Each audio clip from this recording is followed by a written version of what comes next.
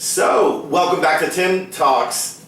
Today we're making a keto pizza using the cauliflower crust that we made in my last video, and I'll put a link to that in the description, if not right here on the video screen if I can figure out how to do that. Anyway, today, here's the final part of our pizza series. I've got my cauliflower crust here, left just as it was at the end of the last video. First thing we're going to do is turn it over, because you'll notice that it's a little browned on the bottom, a little caramelized there. We want to keep it from burning, and so when we put it back in the oven with the toppings on it, we want to start with this right underneath that, and then this other side right here. And you can see it's a pretty sturdy little crust, right? Nothing, not falling apart, thrown around a little bit.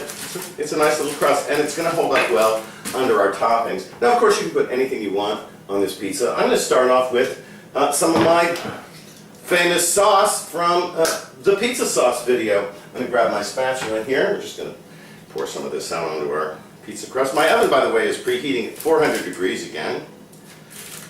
And we're going to spread out as much of this sauce as we'd like to have on here. I think I want a little bit more on there.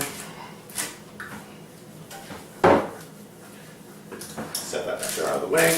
Just going to spread it around. Again, you've made a pizza before, surely you know how to do this, but there we go. This one's going to be a little saucy, and there ain't nothing wrong with that. Anyway, boom, we'll get rid of that. Next, I'm going to use some red bell pepper here. About half of it I'm going to put down here because I want to show it off on the top of the pizza when we, just so the presentation is nice. And then some shredded mozzarella cheese. Again, very familiar to every American, I'm sure, how to make a pizza.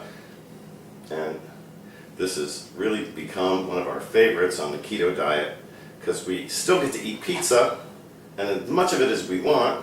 Really satisfying portions. Well, I mean, you do have to control your portions somewhat, but get a really satisfying portion and very high fiber, very low carb, and just delicious. Here I've got some pepperoni slices. We're just going to put those around here. Yeah.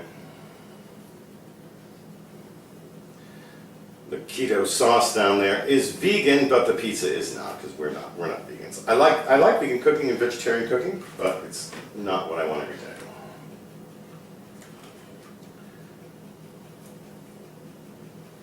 And we're going to continue to dress our pizza here. You can see this is going to be a lovely little pepperoni delight.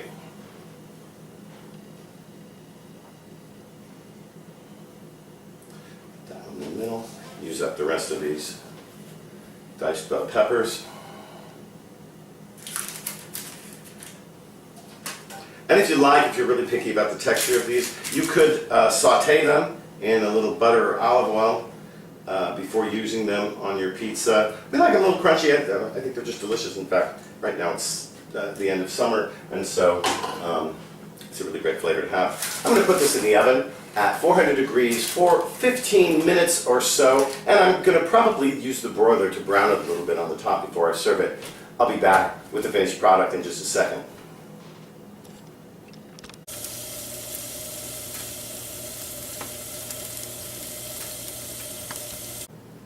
Okay, now we're ready to pull the pizza out from underneath the broiler here, and as you're going to see, it's got a beautifully caramelized crust on top of the mozzarella there. I'm going to slip it off onto the wire wrap. There we go. And as you can see, it's fairly flexible. We can let this cool for 5 to 10 minutes, of course, but you know what? That crust is so sturdy and so nice. We really don't need to wait that long. I'm going to slide it off here on my stone slab, cut a slice off, and have a taste. The cauliflower crust is, I think, just something wonderful about the keto diet. It's allowed us, my husband and I both, to lose 50 pounds each since last January. Right now it's September. We've lost 50 pounds each eating pizza, for example. Beautiful pizza, just like this. Have a look at that. Huh?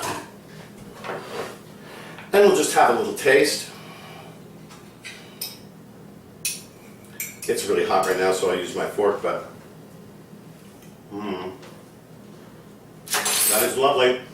But as you can see, it's hot. You can pick it up with your hands pretty much. Now, obviously it's pretty steamy, so I won't do that now. Anyway, from the Tim Talks studios in Springfield, Ohio, thanks for watching. We'll catch you next time with a new recipe next week.